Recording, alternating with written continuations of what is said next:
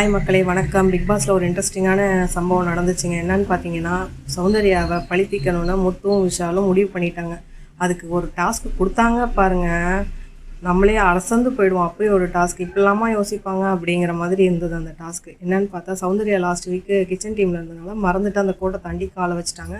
முட்டை ஆம்லெட் போடலான்னு சொல்லிட்டு அதை அவங்க ஜென்யூனாக ஒத்துக்கிட்டாங்க. அதுக்கு விஜய் விஷால், சரி நீ போட தானே வந்த, சரி போட்டுரு, அப்புறம் டாஸ்க்கு கொடுக்குறோங்கிறாங்க. இல்லை சௌந்தர்யா இல்லை நான் பண்ணிடுறேங்கிறாங்க. உடனே முத்து ஒரு ஐடியா சொல்கிறான் விஷால்கிட்ட.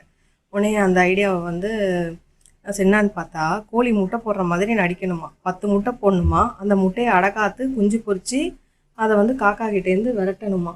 அது நடுவில் முட்டையை நாங்களாம் எடுக்க வருவோம், அதை நீங்கள் கொத்தியோ இது பண்ணியோ இதுலேருந்து காப்பாற்றணும் அப்படிங்கிற மாதிரி. சௌந்தர்யாவும் என்னென்னமோ பண்ணுறாங்க, அவங்களால முடியல. ஒரு ஸ்டேஜுக்கு மேலே அவங்களே விழுந்துடுறாங்க. அதனால் முட்டை உடஞ்சி போச்சுங்கிறாங்க.